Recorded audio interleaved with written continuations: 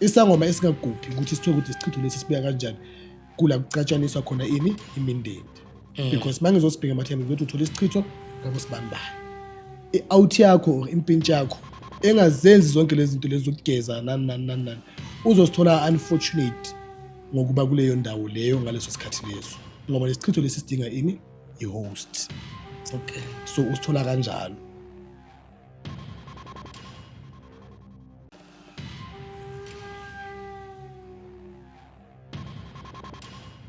sinibingelele sinamukela ohlelweni lethu le-Echo Point TV i-The Call lobingelelayo niyazi ukuthi uxolani mfowami batha-ke ushanda undaba ezithu sontshikazi umthiyi ushota uMantindwa esinqamsodidla umadla banagotshoza icololo umdidi wadakho dakhela ucathu ningakhohlwa nje babukeli bethu esibathanda kakhulu lapha emakhaya laphana ezansi uchofoze nje usubscribe ulike ucomment uyazi ukuthi kusisiza ukuthi sikwazi ukuthi silandelele imibuzo kakhulukazi abantu abafika la e-studio abelaphi bendabuko uma befika la sikwazi ukuthi sibheke according to imibuzo yenu ukuthi yini nini enithanda ukuthi sibabuze yona ikakhulukazi siqinisekise ukuthi niba satisfied ngemibuzo nangempendulo zabo. Sicela nibhale nje phansi kuma comment section imibuzo enithanda ukuthi sinibuzele yona. Angizi kuba namaningi ke namhlanje ke angihambi ngedwa ke la eceleni kwami sandise umnqayele ke ngiphethe umkhulu uMangwenya naye othe akafike la e-studio akwazi ukuthi alethe ukudla kwendlebe nolwazi lokulapha ngokwendabuko akanalo azolapha noma azokhuluma akhanda impilo zabantu abaningi. Ngizothatha ithuba ke lokuthi umkhulu ngimwelcome akwazi ukuthi anibingelele bese ekwazi ukuthi sihlalo dabeni ke senihlubele ukudla kasini. Umkhulu siyakubingelela thokoza siyakwamukela la ku-Echo Point namba babukeli bethu sengubekile sithombele ukuthi bafuna ukuzwa ukuthi namhlanje yini oyiphethe khamba umkhulu ubani. Thokozani babukeli wonke umuntu siyabingelela umkhulu Mangwenya ke lokhulumayo isilwane somhlahlo ujama kasijadu sibalukhulu umcusi umkinto odumayo umfazi wamele badonsa singane khala ngaphesha kumfulu ngicela ngumtimande mina ngoba mbulunye ngomabhengete wakakunene la ngihlezi ngakhona. Siyanibingelela babukeli sizofundisana nje kuphela and then sikwazi ukuthi sishare ulwazi lwethu. Thokoza mkhulu.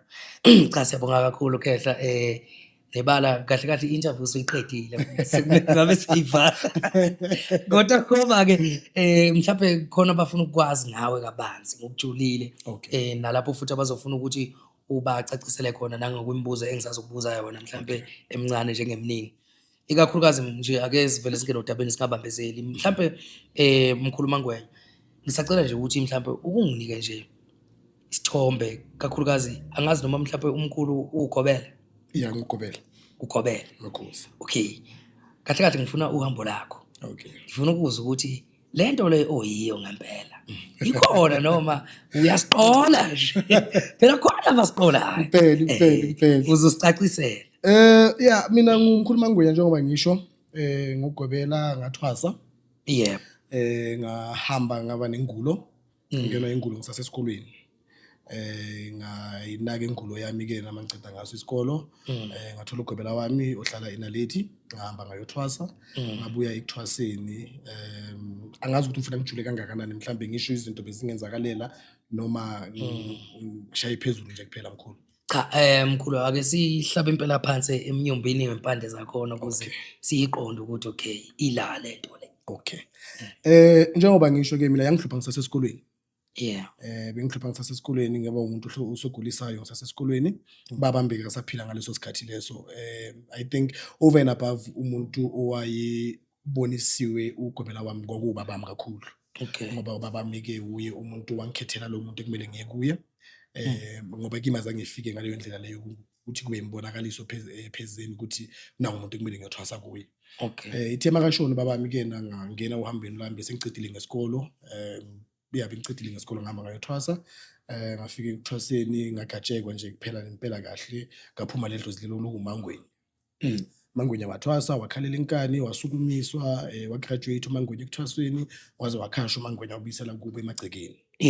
Kufikeni emagcekeni ke kula umkhulu Mangwenya ke waqala khona ukusebenza ngabantu ngesimo sesintu. Sahamba isikhathi ke ngoba ke izinto zedlo zasifana. Ngaqala ke ngangenelwa umntwana wami wokuqala ohlala eFosboras. Ngathatha umntwana wokuqala ke ngoba kukhona izinto imilandelo ebakhona mawuyisangoma mawusoyithwasile ukuthi kukhona into esibiza ngokulobola. So umntwana wakho oqala basically akusumntwana wakho kumele umhambise kuphi enyangeni yakho le ekukhulisile yakuthwasisa uyilo muntu othi ulobola ngaye impande.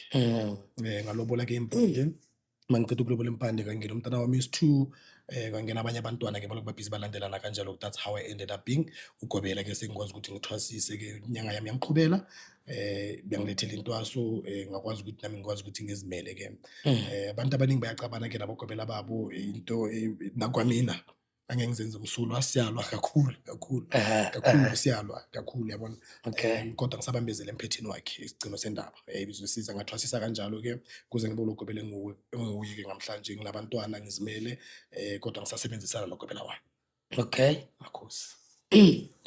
Lana ngoba mkhulu ngiyakuzwa ukuthi uthi umkhulu ugogo uMangwe kodwa ngapha futhi umkhulu ngwe ukuze usukela kumgogo kumangwenya uze ngapha kumkhulu kufike kanjani leli gama lithi mkhulu lilodwa libuya yaphi likanjani ulithatha yazi izangoma ne inyanga siyathanda ukuzinikeza amagama njalo yabona.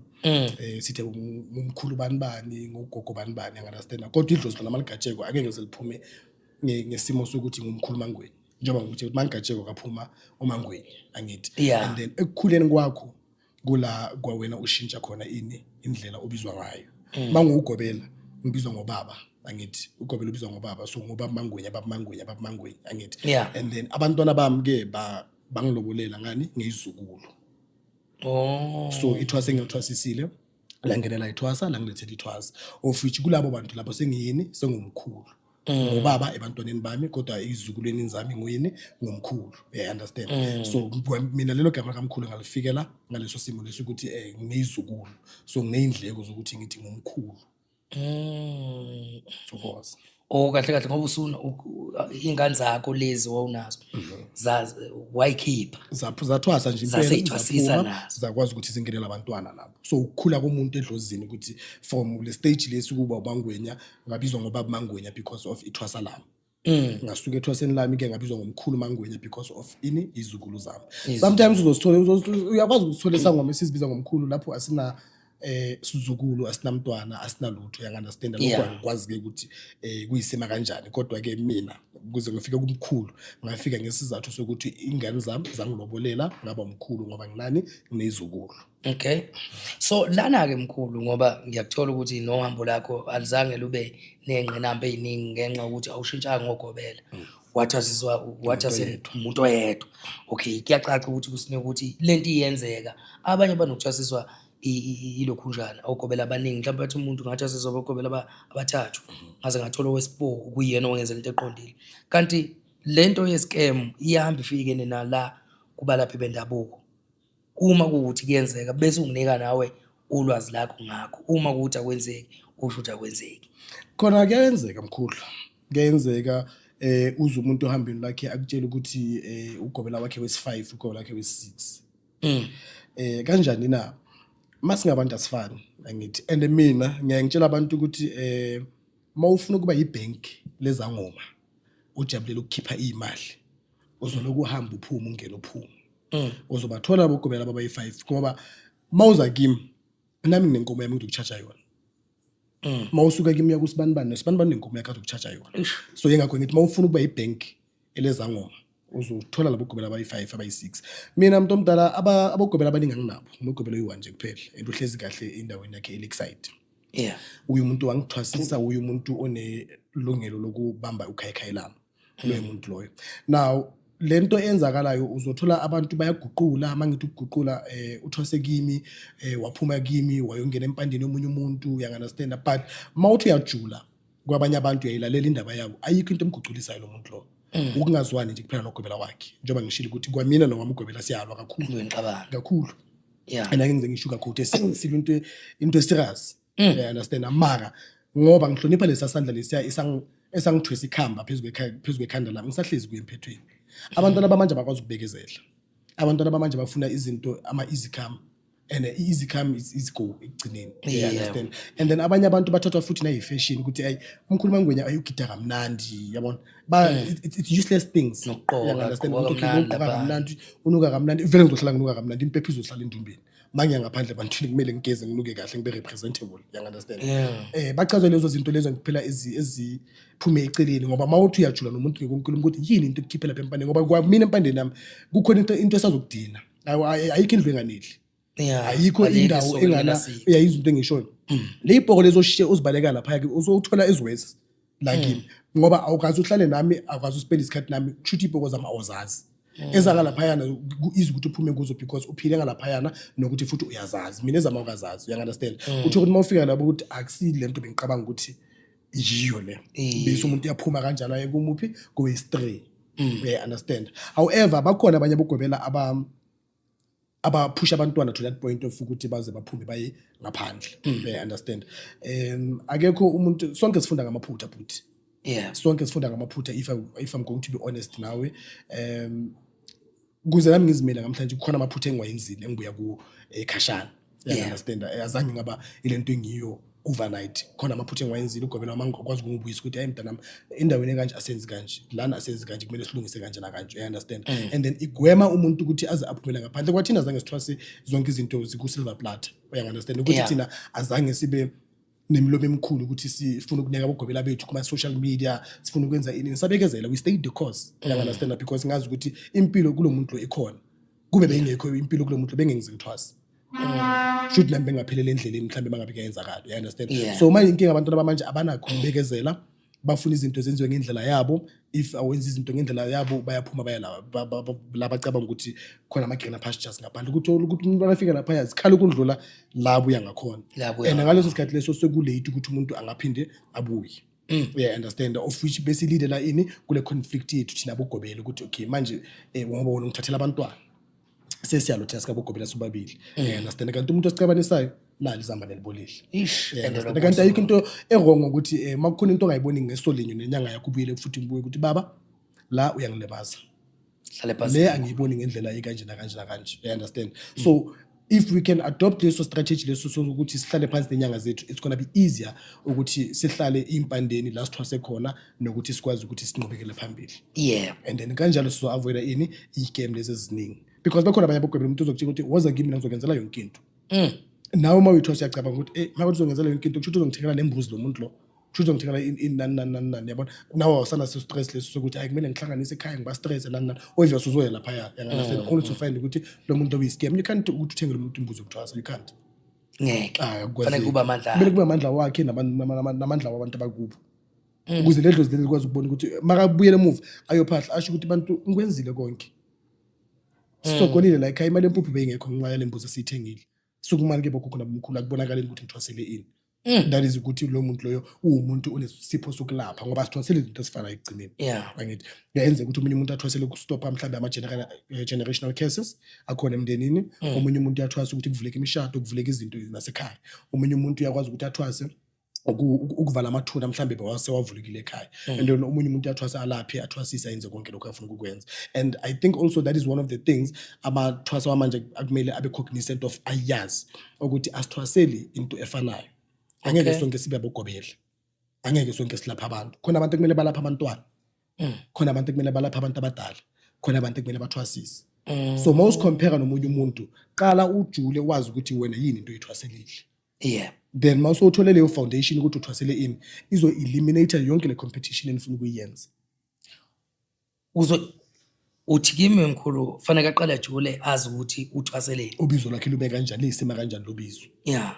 Kahle kahle lokho kuyavela khona lapha entwaseni ukuthi kahle kahle mina ngithwasele ini noma ngizwa amandla enginawo noma ngibona ngani ukuthi kahle kahle mina fanele ulwazi lami liphelela la. Thina ngizokhuluma ke ngohambo lwami nempande yami kanzima kazi. Yeah. Ugobela wasifundisa into yokuthi mawuceda ukuphuma uceda ukukhashwa uyahlala emsamo wakho awujaheli ukubuyela kuphi embedeni. Angithi socedile ukuthwasa manje sokuizi ukuthi hayi manje ngilala embedeni ngikhathele kulala phansi nani. Okay. Basifundisa thina ke ukuthi uyajula uhlale wazi amadlozi wakho ukuthi amadlozi wakho ahleleke kanjani.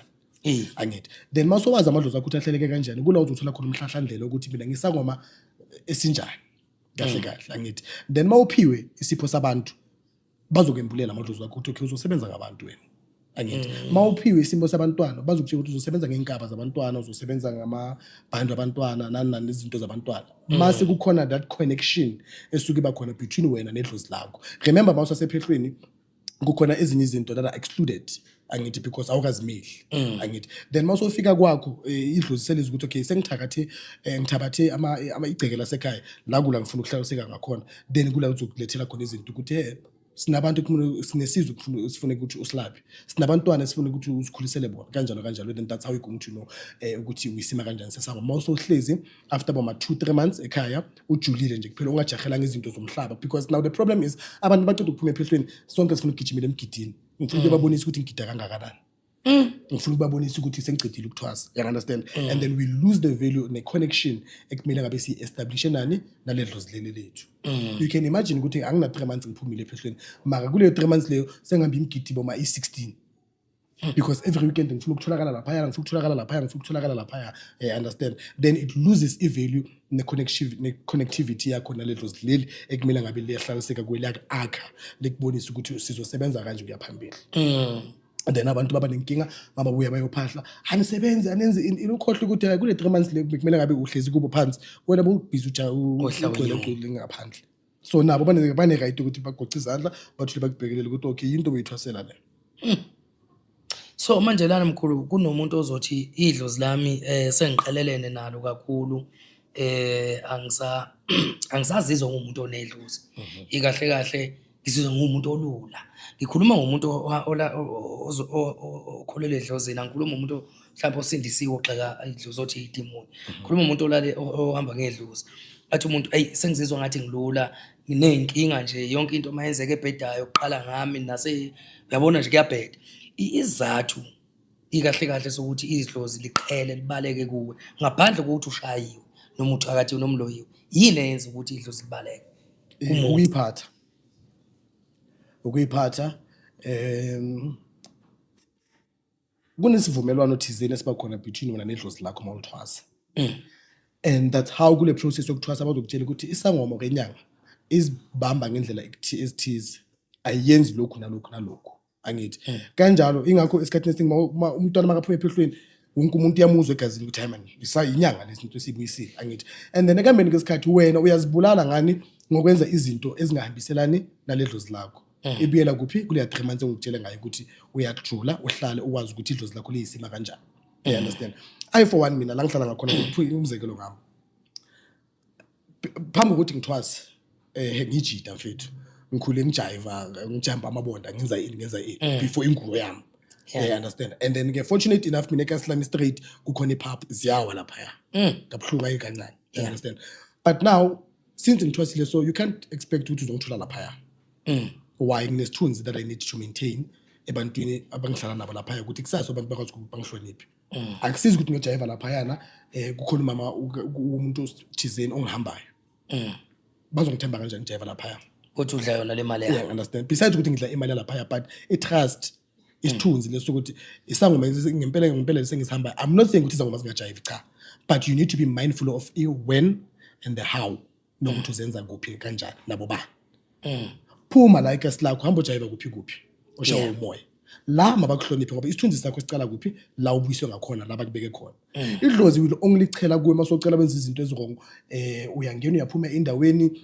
uchenja abantu besifazane ngalendlela ufuna ukubatshenja ngakhona usebenzisa imithi engahambiselani nedlozi lakho ngoba imithi ayifani khona imithi ebovu khona imithi emhlophe khona imithi emnyama you understand and then masibuyela kule 3 months leya angithi sebakuhlelile ukuthi uzosebenza uyisangoma so esinjani so akumelanga uthinte mhlambe umuthi omnyama nani mawuthinta umuthi omnyama uhloseni ngoba ilingo ziningi ilingo zona ziningi but because mina I remember ngami ngahlala isikhathinyana nganamuntu ongena entombeni it goes back to ini ukubekezela but mina my first test ngafika abantu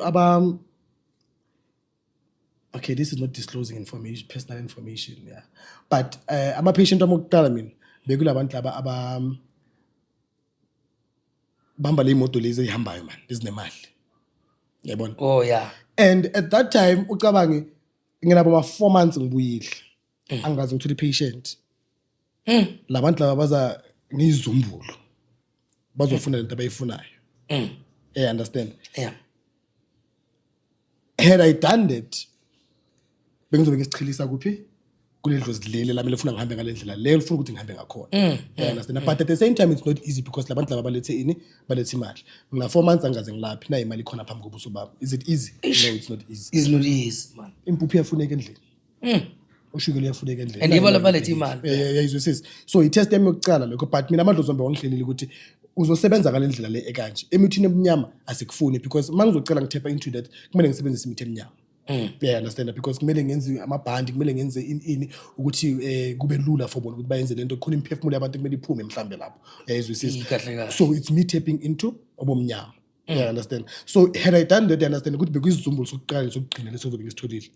Ngoba le dlozi libezochela ngakimi ngoba ngenza into elengafuni ukuthi ngiyenze, but sengiyenza ngesimo sani senyama nokucabanga indlala ekhaya ukuthi esana akunampuphu lapha endlini. And nayi suitcase labantu babe bafike ngesuitcase. Bafike ngesuitcase ukuthi mkhulu uzosicinisa sonke sifo kanje. Sinomsebenzi kufuna ukuthi siyoyenza sona. I'm not saying ukuthi izangoma ezenza lokho ku-wrong, cha.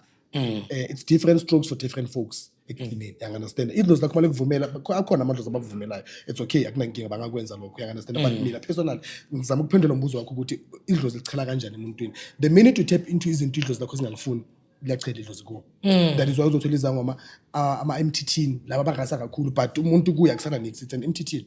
Yeah. Because uyawaphambuka eyintweni esifunwa ile dlozi lakhe. Besides ukuthi lo muntu ugadliwe, besides ukuthi lo muntu oshayiwe, besides ukuthi lo muntu wenziwe in. Wena esinyanga ngithi kumele wazi ama-boundaries wedlozi lakho nokuthi idlozi lakho lihleleke kanjani. And then if you go against bona bazokushaya. And then esigcina sondaba ukuthi yiba bazohlala bawina labo bantu labo. Uthanda ungathandi. Kwathi ngikhulu ngomunye unyaka ngangidideke kakhulu. Lo mbuzo ngobuza ngoba nginesizathu ngawo. Okay. Ngidideke kakhulu ngabuza komunye umkhulu ngangigibele naye eTexini ngathi wemkhulu angizizwa kahle, ngizizwa ngathi ngiluza ngesikisi ngathi self esteem. Okay. Angazi into enje ngalezo angizizwa kahle. Kodwa ngibuka ngathi indaba isekutheni idlozi selikude nami, ngingenza njani ukuze ngilidonse. Wangibalela ke kodwa izinto ezinkulu ezodingeka njengempahla, imbuzi ukuthi akwazi ukuthi alibuyise. Ngathi amandla wekho. Wayesethi okwamanje into engakusiza mawubona ukuthi amandla awunawo ukuthenga inkukhu wenza umcimbi noma itiye. Uqaphela ukuphahla kumele kube into ejwayelayo, ungabalekelani ukuphahla. Ukhanyise nje ikhandlela elimhlophe emsamu noma ngabe usemqashweni lapha nje khona ini elikhanyayo lapha eceleni, ukhanyise nje ikhandlela elimhlophe. Bese uthatha amanzi ngeglass. Wafake phakathi afresh, hayi lawa ashawe isithunzi lokho ehlanye kwendlini. Wakhe nje empompini wafaka iglass bese wabeka eduze kwekhandlela bese yalayita. Bese uphahla 7 days. Ubize onke lamadlozi akho futhi kodwa ungabizi ngebongo ngoba uwazi ukuthi mapha kubhekile. Ikakhulukazi kumele uqinisekise nokudlala ingoma. Ungabi nomsindo ngalokho within these 7 days. Ungabi nomsindo udlala ingoma. Mawudlala ingoma ngathi ungadlala lezi ezipholile nje kahle ingenabo ubuquvuquvu amapiyano. Yabo. Wathi idlozi umsindo alizwani nawo. Umjivo alizwani nawo. Utshwala masuphuze kakhulu ungaphahli liyabaleka idlozi. Ilapho uzoyithola khona usunemali ingasahlali, izinto zakho nje ziyaphunyuka kanti ukhitshubisa ubumnandi ushiya idlozi. So kuthini ukuphawula kwakho omkhulu kulenkulumo yami noma kulolu lwazi lami engalinikwa leli yakhe ukuthi wena mkhulu ngaphandle kokuthi mhlawumbe umuntu azasuke eze esigodlweni azocela ukuthi umsize ukuthi alekelelwe idlozi noma abuye ahlangane edlozi, ukuphawula kwakho mkhulu wona kuthini lapho? Ngabe iqiniso ngaba manga?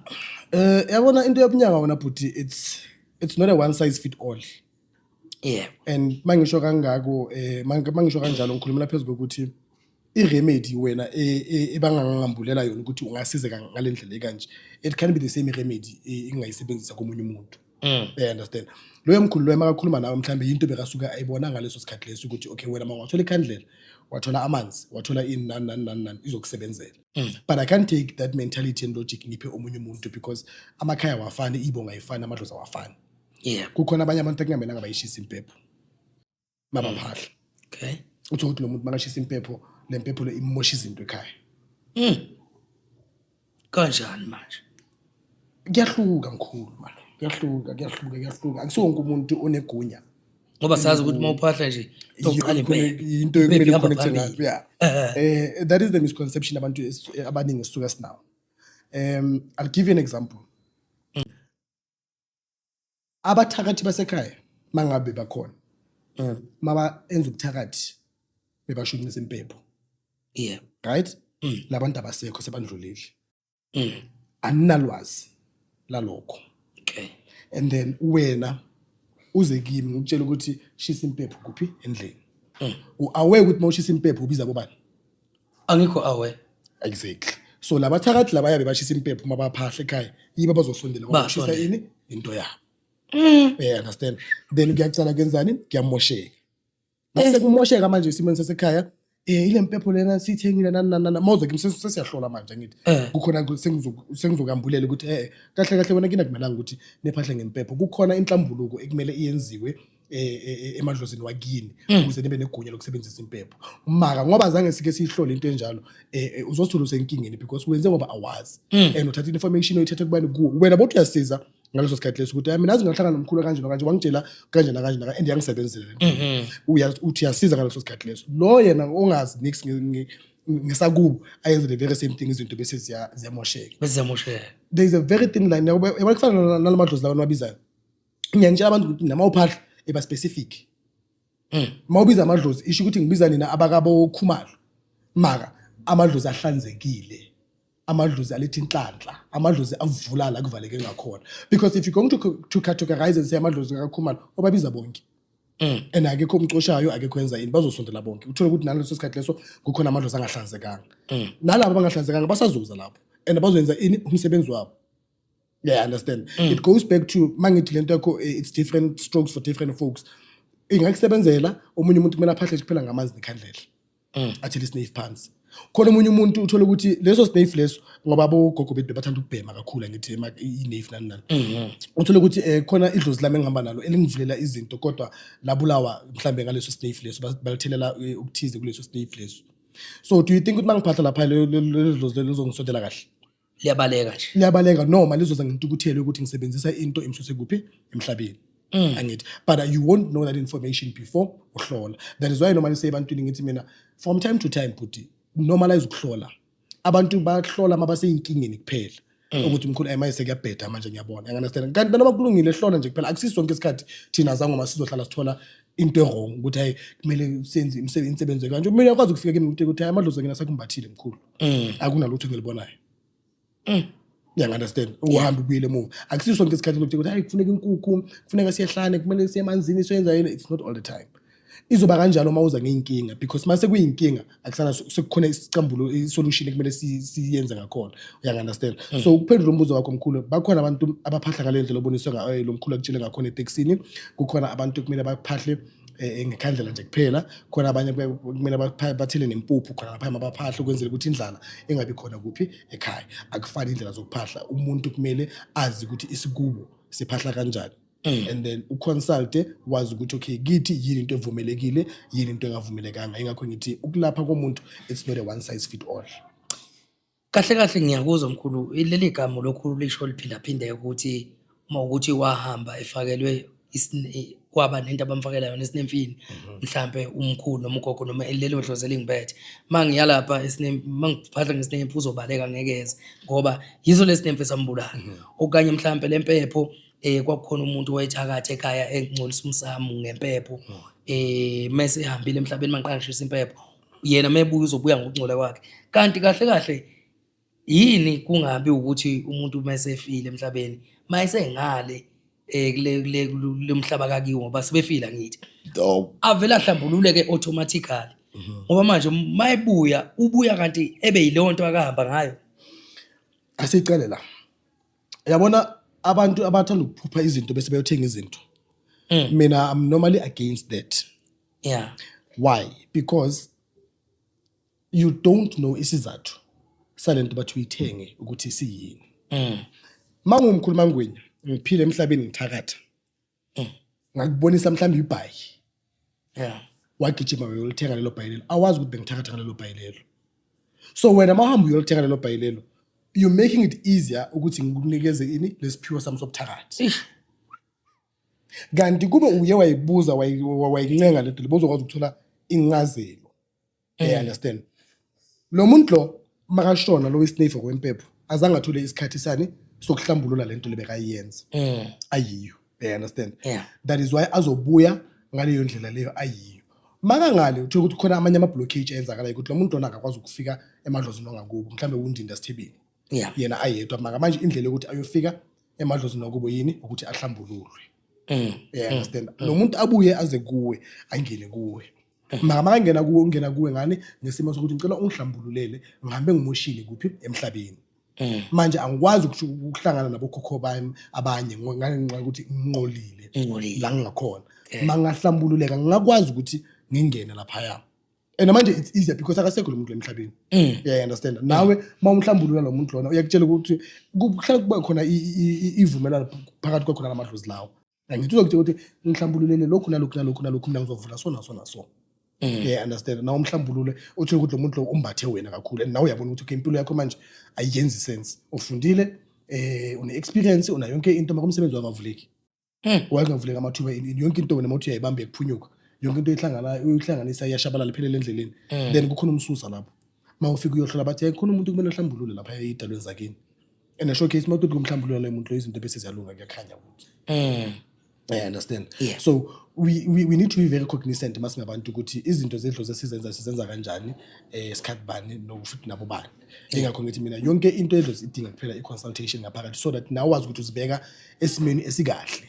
Understand? Sonke sifuna ukulwisa life, akekho umuntu ongafuna ukulwisa life. And akekho umuntu oeasy ukungeneka njengomuntu ohluphekile or go through some things. It's easier kufuthi lo muntu ukuthi akumamela ayenze zonke izinto ufuna ukuthi aziyenze ngoba naye ufuna impilo lo muntu loyo. Akazenzi ngoba nawo une choice, uzenza because uzama ukuthola impilo engqono lo muntu. So la madlozi lawa kanjalo ayadinga ukuthi ahlambulule, then makuthi ukuhlambulula azosebenza ipurpose ekumele ayisebenze kuwe. Mawungahlambululanga uzoqhubeka ngalomsebenzi lo bona bebawenza ngoba bakunikeza wona nawe uyawuvuma. Bakubona ukuthi ubuhlale egijima uthenga ubuhlale, ubantu uthenga ubuhlale. Uhlangana phela bobuhlale. Bengithakatha ngalo bobuhlale. Mangimfake lo bobuhlale lo bebazi guys ukuthi akekho umuntu ozongenza nix. Sho umuntu ngwezulu phansi. Ngifike kuye emaphuphini ngibonisa ubuhlale. Hayi mina ngibonisiwe lo buhlale lobu ngibuthengile ukufaka entameni lanti isiqalekiso. Una lesiqalekiso ngoba lo muntu akahlambululanga into yokuqala. Uyokusebenzela ukukhanya ngoba mawuphatha lapho zokuthi ngicela ivuleke konke bogogo nabomkhulu nikhanyiseni. Uyokhanyisa yini ngoba lo muntu wazi bomnyama. Wazi bomnyama lo. So mawuzothi akhanyise lo muntu yini into ekumele ayikhanyise. Uzokusebenzisa nje ukuba nenzondo ube nenhliziyo embi ube nomona. Futhi ke inhliziyo umthakathi omkhulu kabi. Undlula nomuthi. So ingakho ngihlangana abantu ukuthi let's be mindful of ukuthi sibiza amadlozi anjani nokuthi lawo amadlozi lawo ahlambulukile na azongena endaweni enjani. Lana mkhulu nanku umhla ka30 uyangithinta enhlizweni nasengqondweni ukuthi angakuyeki. Kuningi osengiphakele khona emqondweni mkhulu. Hayi angabe ngisakuyeka impela. Ngokwenu kakhulukazi ngifuna uqondisa nje kwini nangokwempilo general mhlambe. Kuyani affecta nini? Kuzon affecta nina noma nizo benefita ikakhulukazi ukuhamba kwalabantu bangaphandle kuthiwa ama foreigners as abalaphi bendabuko mhlambe.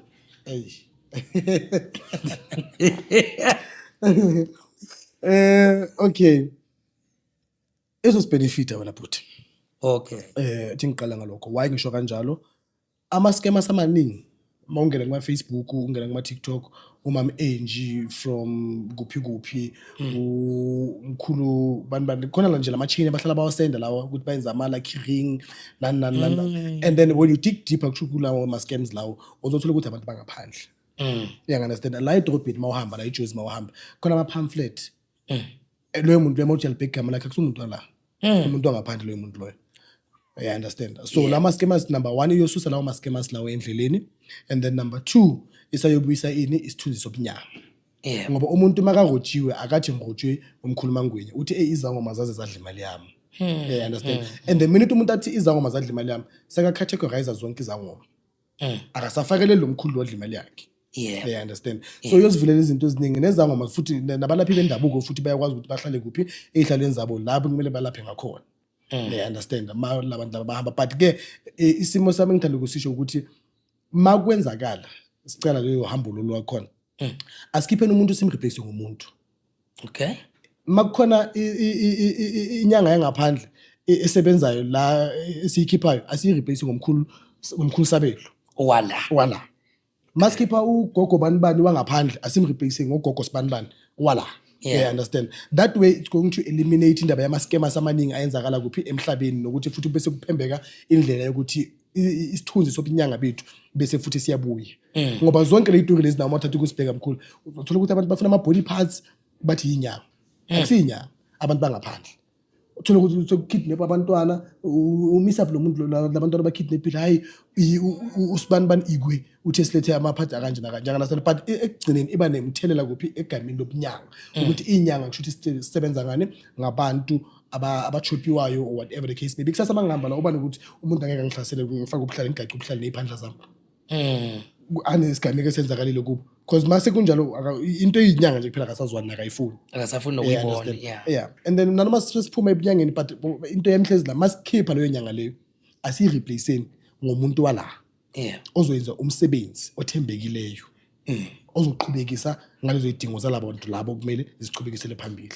Uqonda ukuthi mkhulu ngamanye amazwi kunala abasiza khona kunala abangadingeki khona ikakhulukazi mawukuthi kuxoshwa labantu bakhanda amathayi abanye babo amasondo abanye amakhenika abanye badayisa utamatisi lamgaqweni nobanana kusho ukuthi makusuka makuxoshwa labantu laba abakhanda abakhenikayo akureplace abantu bala bekwazi ukuthi bekhenike singaxoshi abantu without replacement because masizosusa lo muntu lothengisa amatamati khoneni kumele ngihambe ngiye mall ngiyothenga itamati kukude mall akusekho umuntu lapha ekhoneni you understand ingakho ngithi masimsusa lo amatamati asimreplace ngomuntu owala ekasi owala ozothengisa lawo matamati lawo siqhubeka siwathole amatamati siwathole kuphi at our convenience because mawumbe ukubheka khona laba abaphusha amatroli abathengisa amaveji abo pibo uzobathola akube khona umuntu ozomreplace le pibo because why wenza izinto zibe convenient ukuthi kunokuthi ngiphume ngekhoneni mangizwe pibo ngiyaphuma ngegate exactly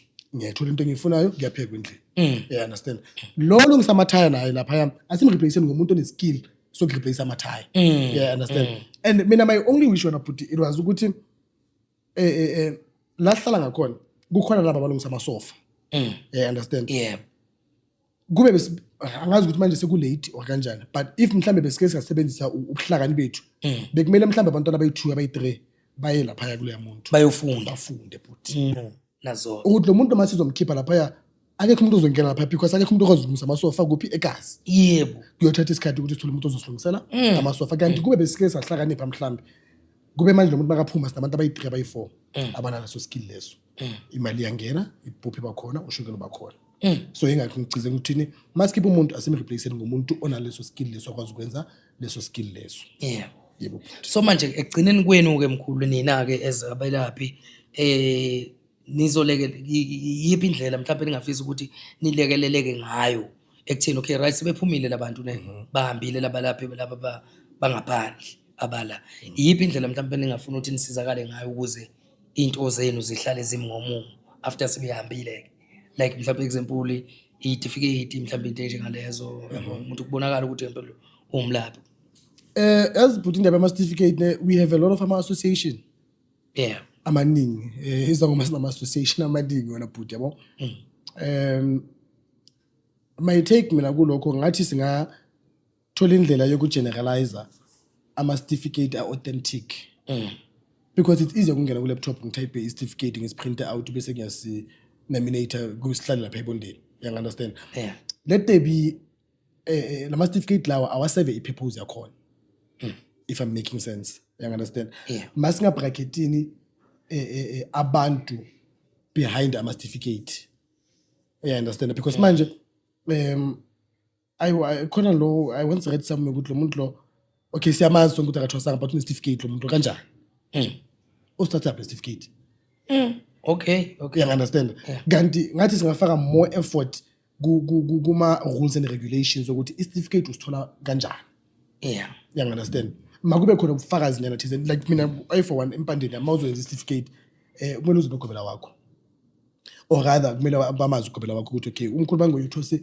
kugogo sibanibani ugobela wakho sibanibani you understand not ukuthi isikhoriya i-certificate bantwana basekhaya ngisenda ama-ID number wami ngisenda iy'thombe zami bese ngithola i-certificate sisazoskema abantu masikanjalo kalula kanjena you understand akhona ama-association enza kanjalo ukuthi nosendele isithombe sakho sitendele i-750 or whatever the case may be and then bakuphekisele i-certificate sakho Understand ukuthi kanjalo ke angeke sisabulala ini ama scammers because it's easier ukuthi ngithole certificate noma ufika kwami uzosithola sihlezi ebondeni but asitaqiniso leso certificate leso understand ama scammers kula azocala khona abamaningi mara ke naliphuzo lami ngifuna ukustress wona but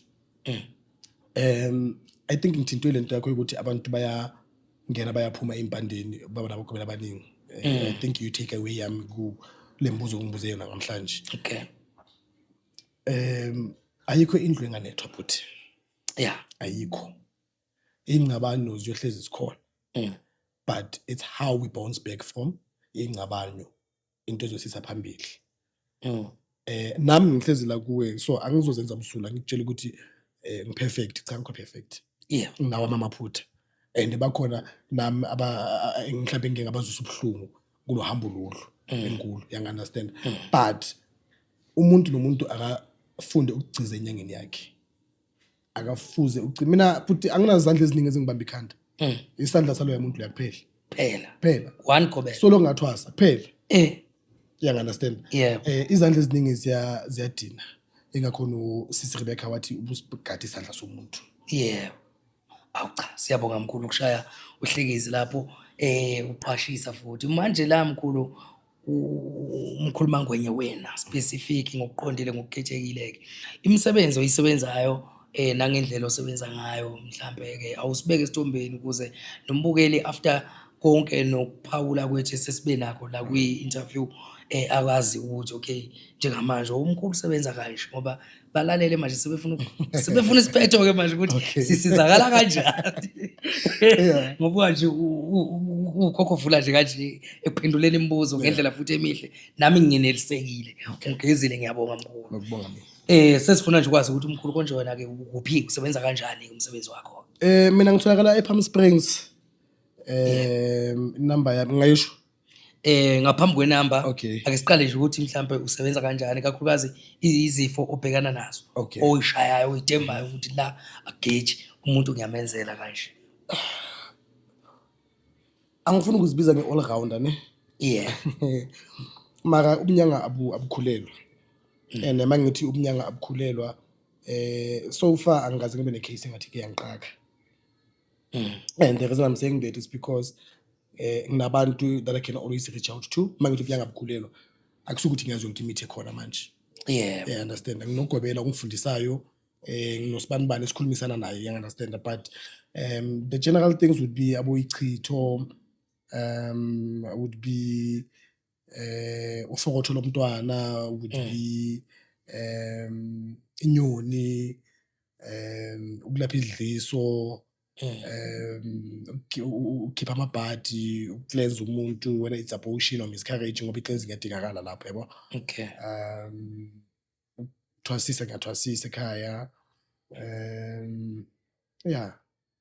so far ngaze ngithole into engathi ike yangikhipha eleni but ke into engifuna ukuthi abantu bayiqaphele kakhulu na but ngoba I've heard a lot of people abantu bagcize kule nto le yesichitho le ngizophana ngomzekelo oyi1 ukuthi isichitho mase sikhandiwe but isichitho sikhandiwe ne and then sidinga ihost la sizophila ngakhona isichitho lesi ne mangizokushaya ngesichitho and then uthole ukuthi kini ekhaya phambi kokuthi niladle niyathandaza niyaphahla niyashunqisa niyachela ekhaya akukho manhleki ukuthi lesichitho lesi bese sifike siyangena kuwe maka ngoba ngisithumele kuwe but siyohlala kuphi egateini or emagcingeni ongangeni phakathi i-out yakho or impintshi yakho engazenzi zonke lezi zinto lezi zokugeza nani uzosithola unfortunate ngokuba kuleyo ndawo leyo ngaleso sikhathi leso ngoba lesichitho lesi sidinga ini i-host so usithola kanjalo esizohlala kuwe mara isangoma esingaguphi ukuthi sithola ukuthi isichitho lesi sibeka kanjani kula kucatshaniswa khona ini imindeni because mangizosibheka emathemba ngizothi uthola isichitho ngabo sibani though it was not initially made for wena understand that is why we always stretch indaba yokuthi before kulala akushunqisweni emakhaya enzani into eniyenzayo emakhaya ningamani ningene engubeni ebese kuyalalwa angithi kufana neiganga wena but isiganga mina angimfuni umuntu odlala esigangeni sometimes egangeni wena but kukhona insebenzo esizenzayo khona inkukhu esishiya lapho egangeni umntwana nomntwana understand abantu bayazindulela kuphela esigangeni so isixwayiso sami ukuthi be mindful naseyigangeni bantwana basekhaya isichitho siningi kabi lapho siningi kabi isichitho lapho nalento ukuthi abazali balahlela amaphampas eyigangeni esazobuya futhi bahonte futhi lento leyo akumelanga kahle kahle ngaba namaphampas yonke lonto ilahlwe egangeni akushiswe izinto asifake kahle dustbin yasekhaya okuyise kude la mhlambe ududu uhlangana ngakho la uhlangana khona hayi noma kanjani ngoba be very careful nechithwe ilahlwa khona egangeni wena undlule lapha esigangeni innocently so uthatha isichitho somuntu encede ukusilahla ngoba abantu bayaphapha futhi besides ukuphapha khona abanye engazi ukuthi okay indlala eziphamanda mangicela ukusebenza ngenkukhu umuntu ayithatha khona lapha yayilentuzeni ehlane ola esigangeni la ngisebenzela ngakhona ayoyidla ngicabanga ukuthi le nkukhu izokwenzela yini uqinisile yazi bayakwenza lokho ngangamuzo omunye ethi hey sathi sidle inkukhu sayifica inenalithi la embashweni nakho uyidla kanjani inkukhu elahlwe esigangeni awubafuthi kodwa abantu kunjani kanti emhlabeni ngihlezi ke kunjalo so into engicwayisa abantu leyo but for isifo sike sangicaka wena bhuti angahlangani naso izo izinto engizenza lezo ngiyalapha ngiyathwasisa ngiyafemba lapha ekhaya indliso siyazikhipha siya cleanser siyafutha siyaphalaza siyakapa okay mkhulu hayi ingakho mina mkhulu uyabona nje umcimbi wenkukhu nje kuthiwa kuyodliwa izinkukhu anguhambi nje fana wembuzi inkukhu mina ngihamba inkomo nje kuphela inkomo kuphela lapho ke ngiyaphelela oba sidla lapha sonke isithini lapha nesibayeni hayi inkukhu ke hayi kulungile cha siyabonga mkhulu Mangonya kakhulu mhlawumbe ke sicela nje ama details i-cellphone number utholakala kiyo nama social media la utholakala khona ngumkhulu Mangwenya ku TikTok it's mkhulu_Mangwenya ine crocodile ekugcineni na ku Facebook ngumkhulu Mangwenya Instagram mkhulu Mangwenya nambe ngitholakala kuyo ngoba last ngibone umunye umuntu enza ipage elifana nelamazi ngine number i1 mawuthi ufuna umkhulu Mangwenya uzamthola ku 071 97 22 588 that is the only number engisebenzisayo okay lawa amanye lawa bhuti angiwazi ngoba khona abantu abayithuba ngisendela ama page ay3 I think bomuntu uthatha ithombe zami ayisebenzisa and mina ngomunye umuntu othi mangifonela singayenza le video call thola ubuzo bamcala ukwazi ukuthi ukhuluma nami ngempela angina receptionist anginamuntu ozokudirector ukuthi kumele usende message kuyize ngake mcala uyangi video call uzothola ubuso bami bese siyakwazi ukuchubeka ngengqoqo yethu okay inamba ya WhatsApp ya WhatsApp iya phone leyo number leyo 071 97 22 588 it's both calls and nama text mhlawumbe ukuzokusebenza ngisebenza ukuya ngebooking yomuntu that's how I make time anytime Monday to Monday Monday to Sunday ngiyasebenza but depending on ama bookings zomuntu asuka wayenzile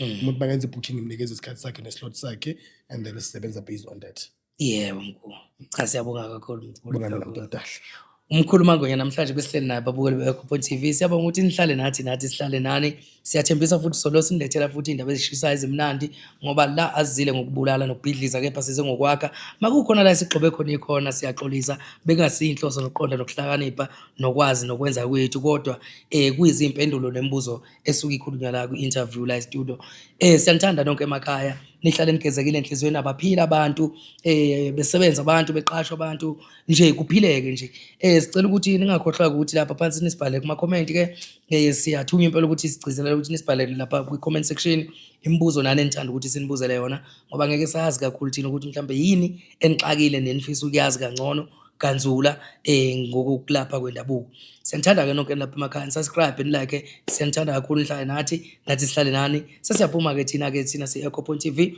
xolani lona ke umfana wambatha ke ushanta indaba ezithu soshikazi umthiya ushota uMatinda sinqonisodle madla bana gwatshaza igcololo umtiti adakho dakhela ucatho asibonane ni ku episode enye elandelayo.